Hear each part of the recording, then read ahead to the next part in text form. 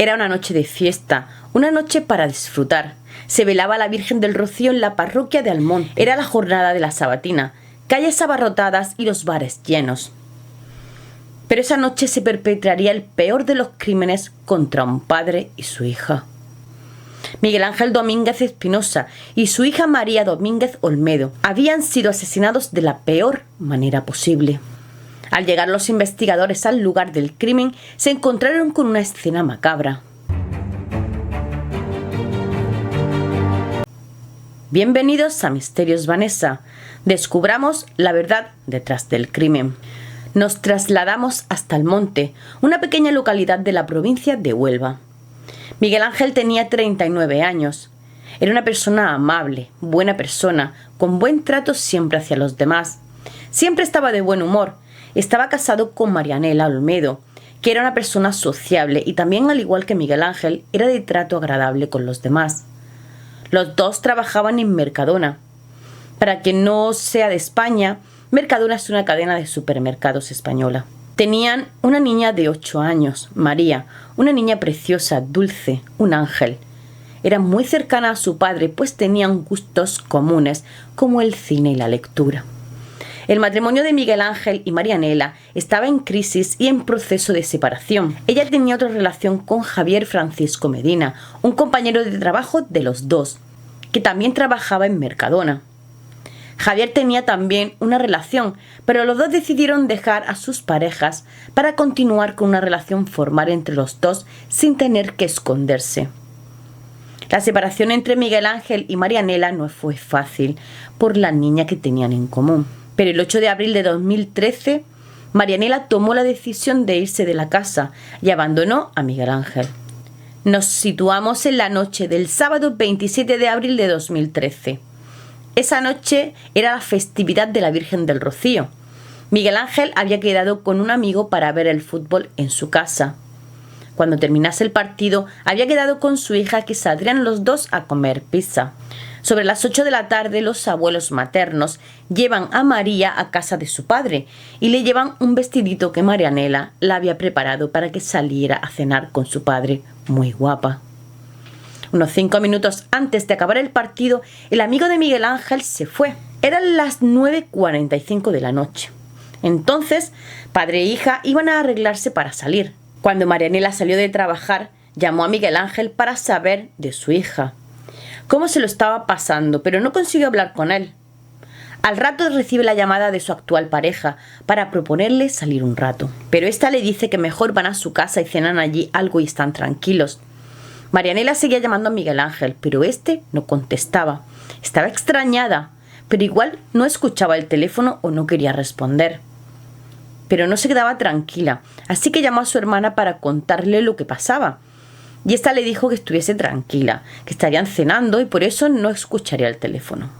Esa noche, Marianela se acostó bastante preocupada. A la mañana siguiente, al despertar, su actual pareja, Francisco, no estaba en la cama, cosa que le extrañó mucho. Marianela seguía sin poder contactar con Miguel Ángel ni con su hija. Fue hasta la casa donde vivía su ex y comenzó a tocar a la puerta, pero nadie abría. Desde la ventana pudo haber colgado el vestido que le había preparado a María para salir la noche anterior. Siguió tocando a la puerta, pero no abría ni contestaba a nadie. Pensó que habrían salido a pasear, que igual Miguel Ángel estaba enfadado con ella por la separación y no quería contestar, que igual debería de darle algo de espacio, y decidió irse a casa. El lunes, bastante intranquila, se fue a trabajar. Al terminar su turno fue hasta el colegio de su hija para recogerla, pero allí no estaba. Le dijeron que esa mañana María no había ido al colegio. En ese momento se angustió. No entendía qué estaba pasando. ¿Por qué su padre no la llevaría al colegio? Algo había pasado. Llamó a Miguel Ángel, pero no contestaba. Llamó a sus padres, que tenían una copia de la llave de la casa, para poder entrar por si había pasado algo. El padre de Marianela abrió la puerta y entró. Subió las escaleras y encontró una escena dantesca. Algo que jamás se habría imaginado.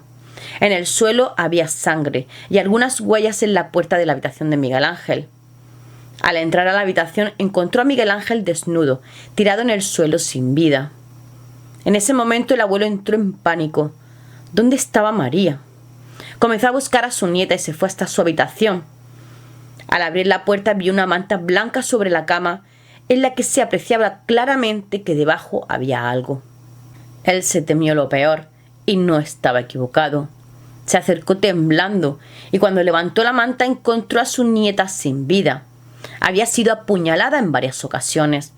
Al ver lo ocurrido, lo primero que pensó es que Miguel Ángel le había quitado la vida a María y luego se la había quitado a él. Enseguida llamaron a la policía. Al llegar los investigadores y tras la primera inspección ocular, tenían claro lo que había ocurrido y Miguel Ángel no le había hecho daño a la niña. Él era otra víctima. Encontraron un cuchillo en el cuarto de María, huellas de las pisadas del autor del crimen, toallas del baño con rastros de sangre. Durante la autopsia de los cuerpos se pudo contar hasta 47 puñaladas en Miguel Ángel y en su espalda tenía una marca en forma de cruz hecha con un cuchillo. El cuerpo de María tenía 107 puñaladas. De inmediato se comenzó a buscar al culpable. ¿Quién pudo hacer algo tan terrible? Miguel Ángel no tenía enemigos, nadie directamente que quisiera hacerle daño. Interrogaron a muchas personas y nadie habló nada malo de él. Pero algo sí tenían claro, había sido alguien cercano, alguien del entorno de Marianela, teniendo en cuenta que apenas unas semanas antes se habían separado. Marianela fue la primera sospechosa, pero al revisar las cámaras del supermercado se la ve trabajando. Aunque no sabían la hora exacta del crimen, no le hubiese dado tiempo a terminar su trabajo y perpetrar el crimen. Además, que no hubiese matado también a su hija, y menos de esa manera.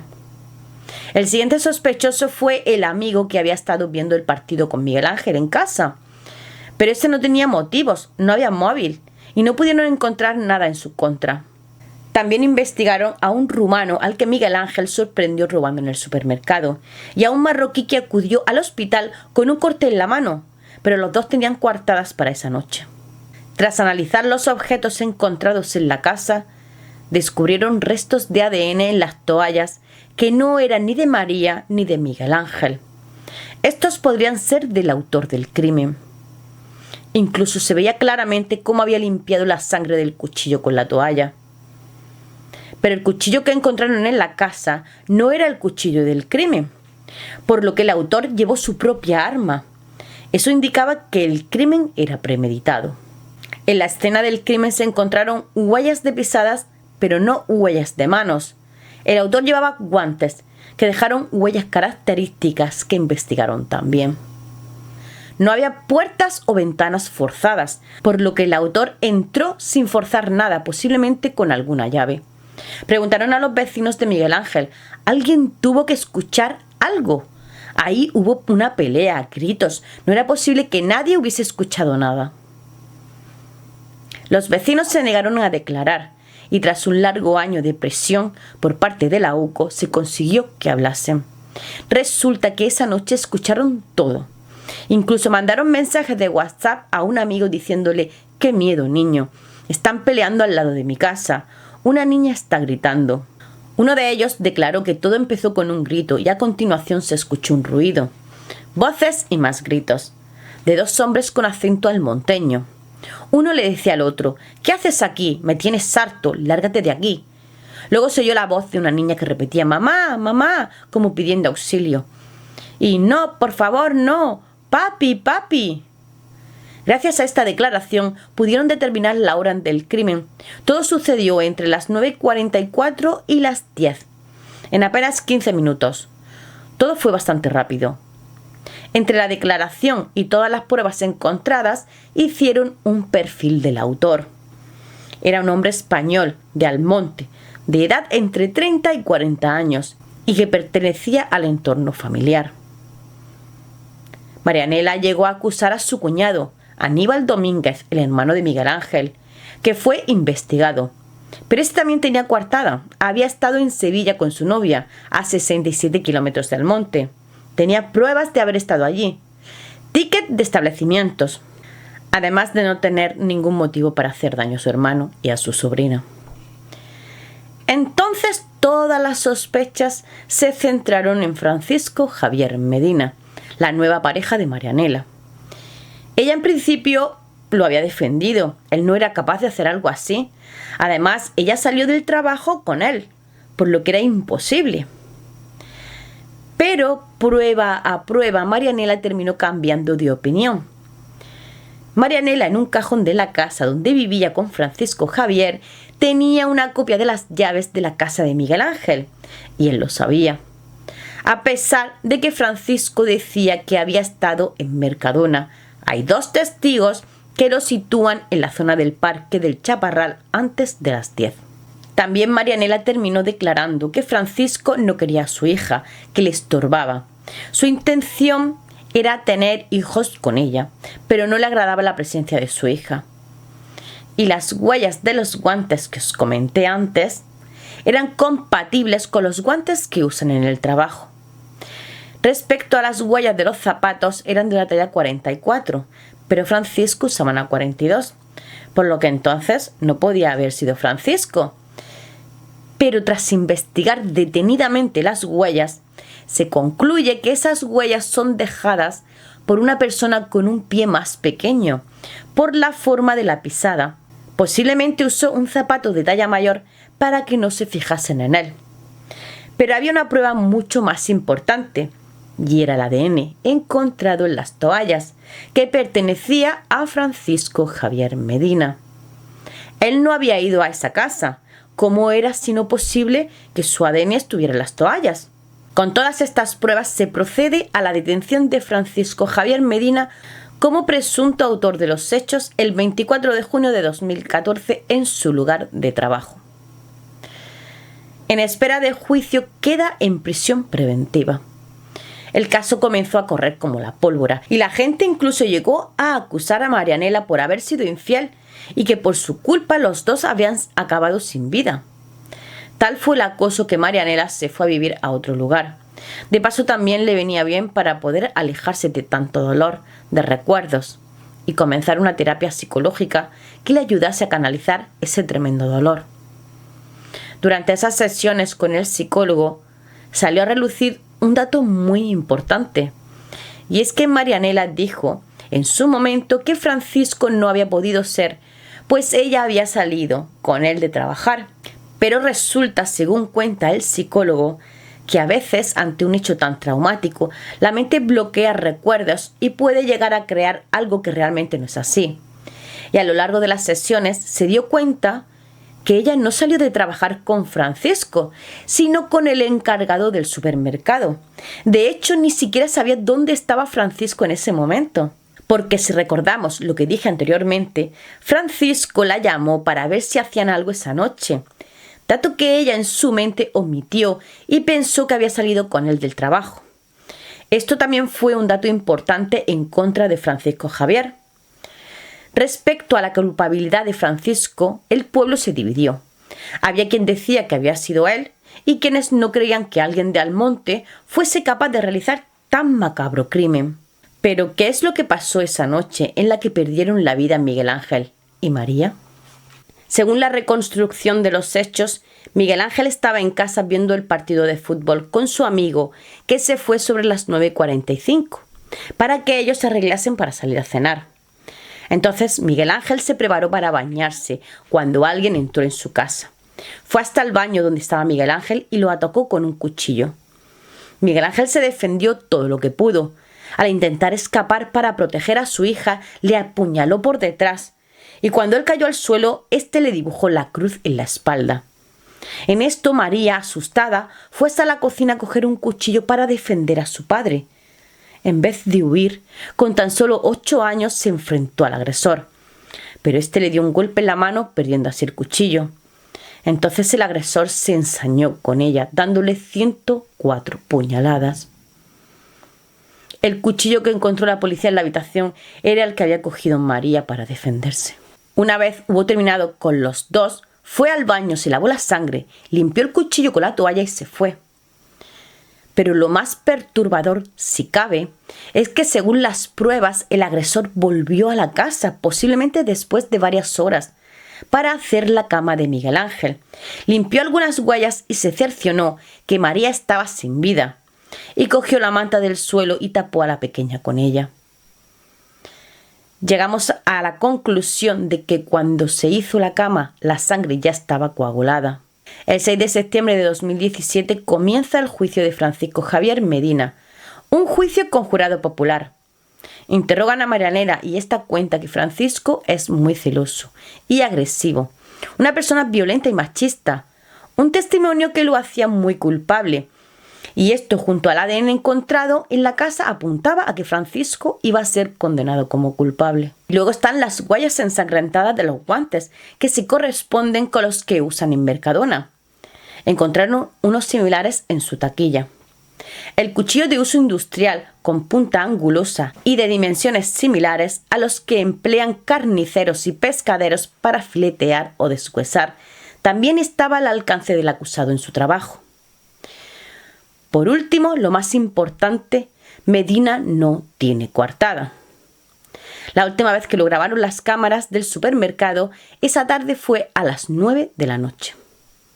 Hasta las 18, una llamada no lo reubica fuera del centro de trabajo, cuando se reencuentra con su novia Marianela. El crimen fue perpetrado antes de las 10. Todo apunta al detenido. Pero aquí entra la defensa de Francisco, y estos dicen que aunque las huellas de los guantes coinciden con los que ellos usan en Mercadona, él no usaba esos guantes. Respecto a los testigos que lo vieron en el parque sobre las 10, Francisco dice que sí que estuvo allí, pero era mucho más tarde. Pero aquí viene lo mejor. Respecto a la prueba de ADN, dicen que ésta se encontraba allí por transferencia a causa del vínculo que tenía con Marianela, y que ese ADN había llegado allí a través de ella. Pero Marianela dijo que eso no era posible porque ella limpiaba muy bien las toallas y que no podía quedar ningún ADN de nadie allí. Además, que el ADN encontrado era solo de Francisco, no de Marianela. En ese caso debería haber de los dos. La defensa también insistía en que Marianela había salido con Francisco del trabajo, por lo que era imposible que él hubiese estado en la casa a esa hora. A pesar que ella ya había dicho que no, que ella salió con el encargado y no con Francisco, pero parece que nadie la escuchaba. El 6 de octubre de 2017, a pesar de todo, y con las pruebas que tenían, Francisco Javier fue absuelto. El jurado popular lo ha declarado no culpable. Tras el veredicto, la magistrada presidenta del tribunal, Carmen Orland, ha procedido a dictar sentencia absolutoria y a decretar su puesta en libertad. Según ellos, era imposible que hubiese salido de su puesto de trabajo, hubiera cometido el crimen y luego volver para salir de trabajo con Marianela. Pero no salió del trabajo con Marianela. El 6 de noviembre de 2017, la Fiscalía de Huelva presenta un recurso de apelación contra la sentencia absolutoria de Francisco, la repetición del juicio con un nuevo jurado popular. El Ministerio Fiscal, que solicitaba 50 años de prisión por los 2 delitos de asesinato, aprecia omisión o falta de motivación en la resolución, por lo que solicita anulación de la sentencia y celebración del juicio con nuevo tribunal. El 1 de febrero de 2018, la Sala Civil y Penal del Tribunal Superior de Justicia de Andalucía confirma la sentencia de la Audiencia de Huelva, por lo que se absuelve a Francisco Javier Medina de los delitos de asesinato. Unos años después, en 2020, Francisco solicitó una indemnización por el tiempo que pasó en prisión y en 2021 fue indemnizado. Dio una rueda de prensa para dejar clara su inocencia. Un nuevo equipo de la UCO se puso al frente de una nueva investigación. Parece que hay nuevas pruebas de toxicología en una manta que puede que saquen a la luz al verdadero culpable. Y aquí concluyo el caso de hoy. ¿Y tú qué piensas sobre este caso? Si hubieses sido parte del jurado, ¿cuál habría sido tu voto? Déjamelo en comentarios. Espero que te haya gustado. Si es así, espero que te suscribas. Es una manera de ayudarme para traer más contenido. ¡Hasta pronto, misteriosos!